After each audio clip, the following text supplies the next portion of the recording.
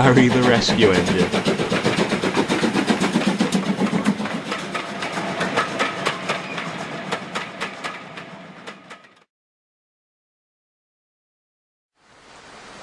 I am not happy. You were supposed to wait until all the trucks were covered before leaving Brentham, and now half a batch of perfectly good china clay is ruined. I'm sorry, sir. Waiting for the workmen made us late, and we heard a guard's whistle, we thought it was ours. Your guard would have waved his green flag. We didn't bother looking back to see if our guard showed his flag. We only assumed. Your assumption could have caused an accident, and it wasted a large fraction of today's china clay. The fat controller turned to Barry, who was quivering helplessly. You will be working on the main line for the time being. Maybe some quiet work will help calm your nerves. Yes, sir. Thank you, sir. Of course, sir.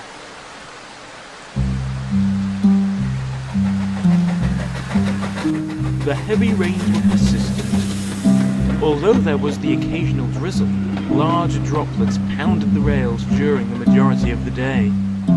Barry didn't overly enjoy the rain. He hated being cold and wet, but today he didn't mind.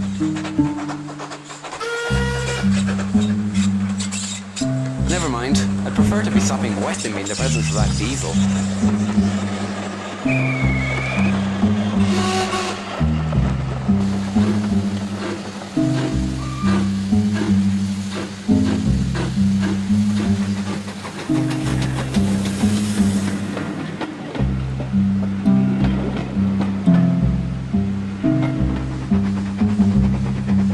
Barry was enjoying himself.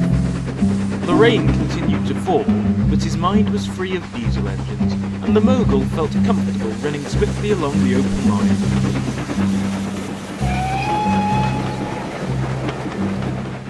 Soon Barry was approaching Edward's station, and he slowed to a stop at the platform. Barry simmered happily as passengers boarded and exited his train. As he waited, he could hear an approaching purring sound. Oh no, it can't be. But it was. Salty emerged from the sidings and slowly made his way toward Barry. Suddenly, the guard's whistle blew, and Barry departed, his wheels spinning on the wet rails as he made his way off. But Barry hadn't totally escaped Salty's grasp. He would meet the shunter for a fourth time. Barry reached the end of the line in good time, and he had completely forgotten about Salty. On his way back, however, the Ivert's high spirits fell when he spotted the distant diesel locomotive idling at the junction. Salty smiled, but Barry could tell he was still cross over spoiled clay. Hello, Barry. Barry only gave a nervous-looking grin. Did the rest of the clay reach Timoth safely? The petrified mogul couldn't find his voice, so he remained silent. Did the rest of the clay reach Timoth safely? Barry's grin fell to a frown. He attempted to make a reply, but only stuttered in a terrible manner. I mean that, no, You're acting strange, me hearty. Maybe you should get some rest or something. And with that, Salty scuttled away, leaving Barry dazed. And what do you think you're doing staring like that at my platform? And stop hissing and moaning! You're disturbing my peace! Driver! Would you kindly move your engine? It's Disturbing your peace. So sorry, man. We'll be off as soon as the guard gives us permission. What a rubbish-mannered man.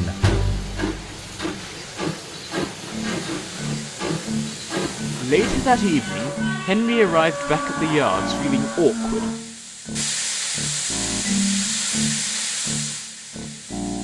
As he was uncoupled from his train and running into a nearby siding, he found it difficult to move. His wheels suddenly locked. He skidded along the rails for a few yards and stopped. Oh, I say, what was that? Henry's driver and fireman looked him all over and quickly discovered the dilemma.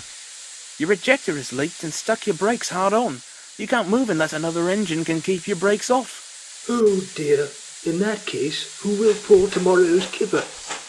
Well, you certainly won't see me leading that disgrace of a train. Remember my incident when I last took it while you were being overhauled in '92? The smell. Oh, I am not reliving that. Your snooty attitude is not helping the situation, James. Oh, and neither are you, sitting there and groaning and complaining. That's enough, you two! Arguing will not solve our problem. May I be of assistance? Well, if you want your tender to smell like rotten fish for at least a week, you certainly may. Stop that, James. If you'd like to help Barry, you can speak to the Fat Controller, of course. I'm sure he'll let you pull the kipper if you're willing.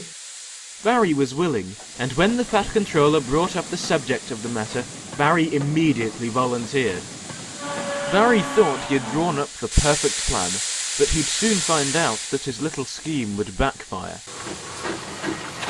At about 4:30 the next morning, Barry backed onto the line of fish vans. It had rained through most of the night, and the rails were slick and greasy.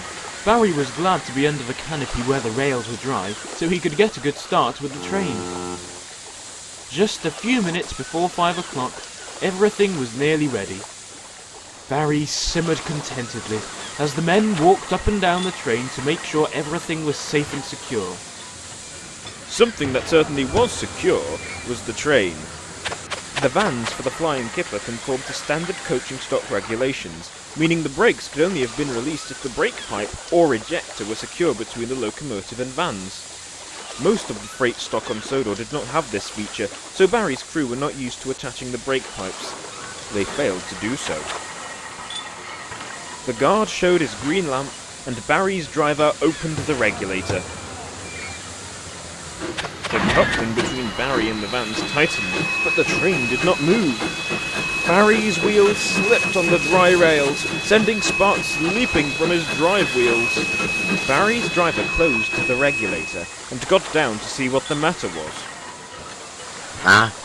Here's the problem. We never connected the brake pipes, so the brakes are locked. Never mind, this will easily be sorted out. The brakes were soon released, and Barry eased the Flying Kipper out from under the dry canopy. His wheels slipped on the wet rails outside, and he struggled to keep the train in motion. At last, Barry's wheels gripped the rails, and he crawled out of the harbour yard and into the rolling countryside.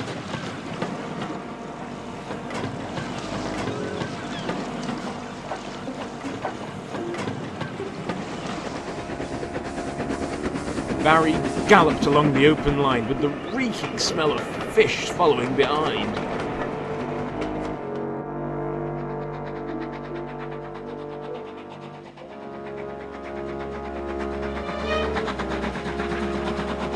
He was making good time and hoping not to stop, but he had forgotten about Gordon's Hill.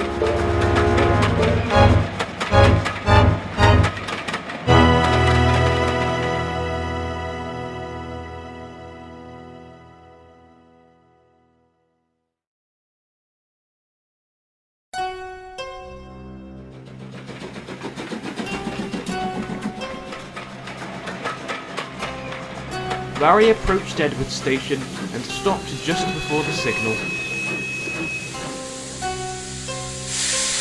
He whistled for a banker and, to his surprise, heard a diesel engine cough, lag, and roar into life. No, this can't be him. There's no way. But it was him. Salty slunk slowly from his shed and made his way towards the end of the train. Oh, hello, Barry. I didn't expect to see you pulling the kipper. And I didn't expect to see you banking my train. Soon, Salty was positioned at the end of the train, and he hooted his horn to show he was ready. Barry heard the horn, and he replied with an answering toot of his whistle.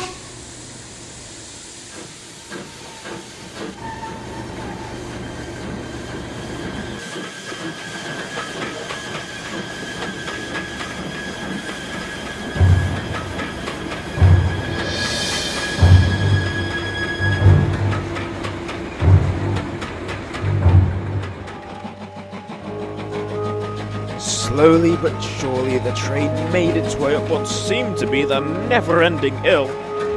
Barry snorted in front while Salty panted behind. As they neared the top, Salty reduced his speed and lost contact with the final van. I just need to catch my breath, matey. Barry felt the coupling tighten. The weight of the train was too much for him.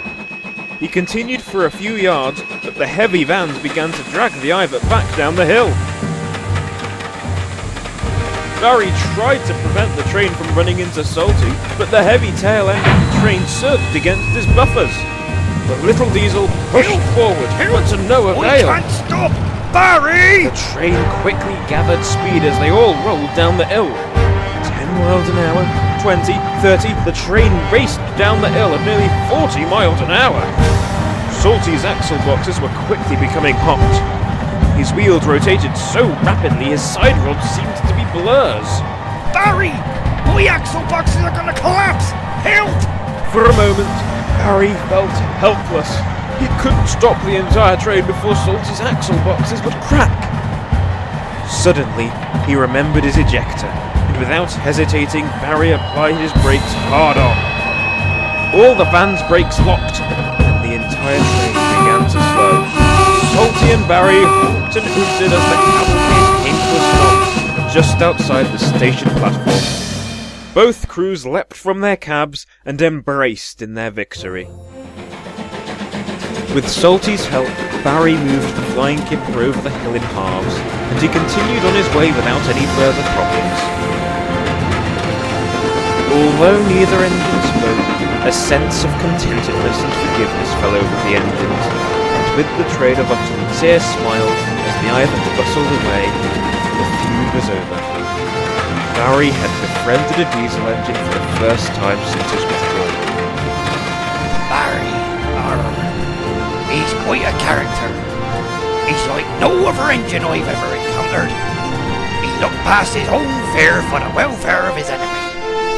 He's no ordinary engine. No, he's Barry. Barry the rescue engine.